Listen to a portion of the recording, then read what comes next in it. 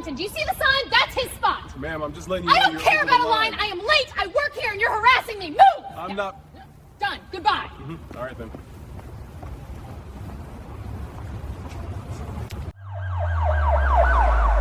There is a particular kind of silence that settles over a moment just before everything changes. It is not the absence of sound, but rather a stillness that seems to hold its breath, waiting for the first domino to fall. On a mild Thursday afternoon in the city of Cartersville, Georgia, that silence hung over a small parking area behind the Fulton County Municipal Justice Complex. 18 parking spaces arranged in 2 neat rows against a brick wall covered in creeping ivy. Overhead, a security camera perched on a metal pole, its small red light blinking steadily, recording everything and nothing all at once. In approximately 45 minutes, the footage from that camera would capture an encounter that would eventually be viewed by millions of people around the world. It would spark conversations in living rooms and coffee shops, on radio programs and cable news panels. It would become one of those stories that people reference when they talk about assumptions, about privilege, about the dangerous game of judging others by their appearance. But at 3:17 in the afternoon, none of that had happened yet.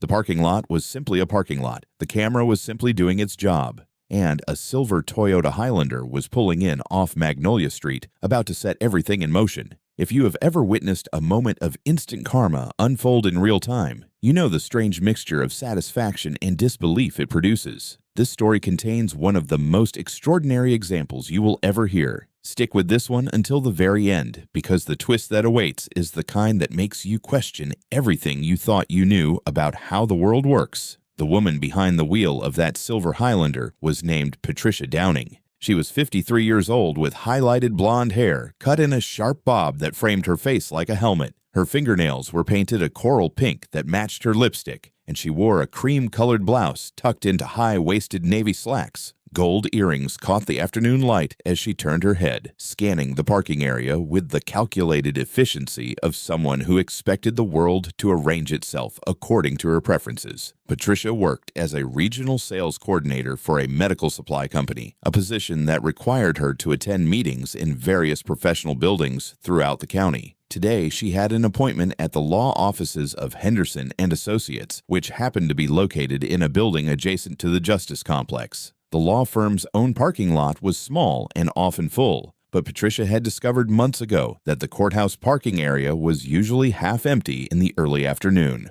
She had been parking there ever since, despite the signs that clearly indicated the spaces were reserved for courthouse personnel. The parking lot was roughly 3/4 full that afternoon. Patricia's eyes swept across the available spaces, dismissing each one in turn. Too far from the walkway, too close to that pickup truck with the rusty bumper, too narrow between those concrete pillars. Then her gaze landed on a spot in the first row, directly adjacent to the back entrance of the courthouse. It was objectively the most convenient space in the entire lot. It was also marked with a small green sign on a metal post that read, "Reserved," in white capital letters. Below that, in smaller text, "Judge Marcus Wellington, Courtroom 4B. Patricia pulled her Highlander into the space without hesitation. The front bumper came within inches of the sign, close enough that she could read every word through her windshield. She read it, processed it, and dismissed it. The engine fell silent. She gathered her leather portfolio from the passenger seat, checked her reflection in the rearview mirror, and stepped out into the warm Georgia afternoon.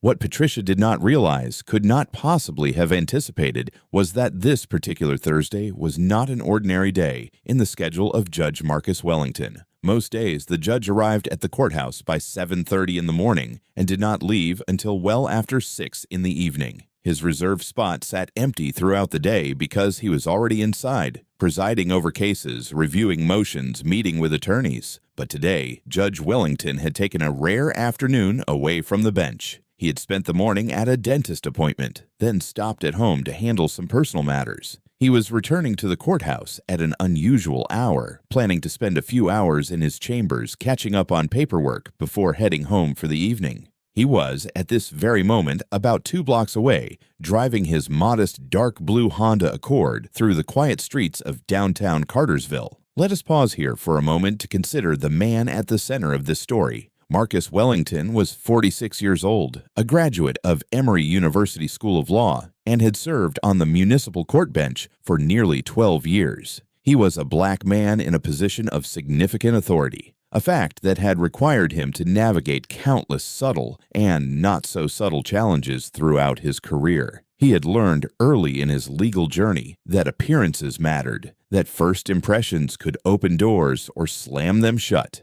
that the weight of assumption often fell heaviest on those who looked like him. In his courtroom, Judge Wellington was known for his measured temperament and his razor-sharp attention to detail. He wore his robes like armor, and his gavel came down with the authority of someone who understood exactly how much work it had taken to earn the right to wield it. But outside his courtroom, Marcus Wellington preferred to move through the world more quietly. On this particular Thursday, having come from home rather than his chambers, he was dressed in dark jeans and a plain gray polo shirt. His reading glasses were tucked into his shirt pocket. He looked, in short, like any ordinary middle-aged man running errands on a Thursday afternoon. This detail would prove to be crucial. The Honda Accord turned onto Magnolia Street at 3:24 in the afternoon. Marcus could see the back of the Justice Complex ahead, the familiar brick facade warming in the late afternoon sun. He was already thinking about the stack of case files waiting in his office, mentally prioritizing which ones would need his attention first. Then he noticed something that pulled him out of his thoughts.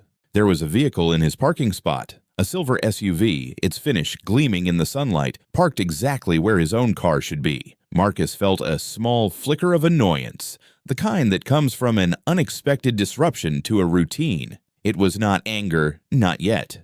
More like confusion. The spots in this lot were clearly marked. Everyone who worked at the courthouse knew the system. Visitors occasionally wandered back here by mistake, but they usually corrected their error quickly when they noticed the reserved signs. He pulled his Accord into a visitor space a few rows back and turned off the engine. For a moment, he simply sat there, looking at the silver Highlander occupying his spot.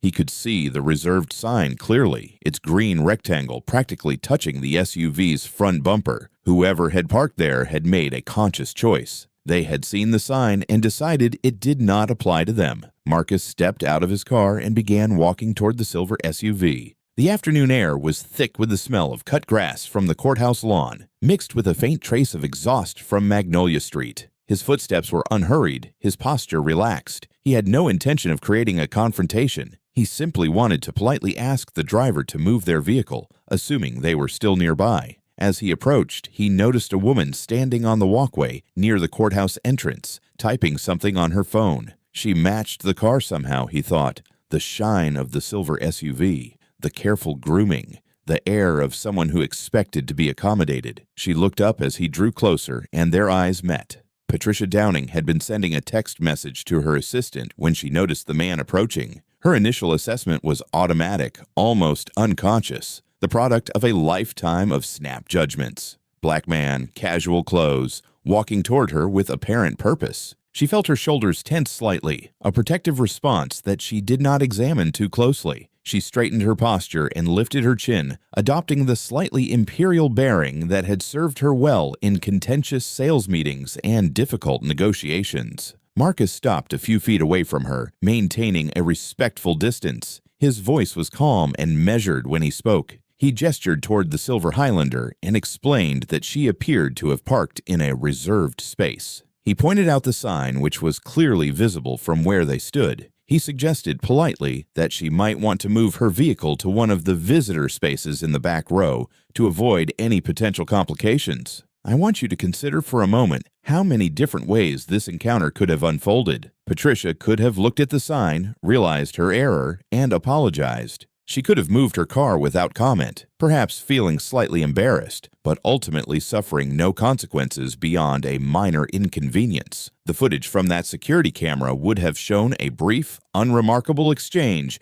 between two strangers in a parking lot. It would never have been reviewed by anyone, let alone shared across the internet. But that is not what happened. Patricia's response was immediate and dismissive. She barely glanced at the sign before turning her attention back to her phone. She informed Marcus that she was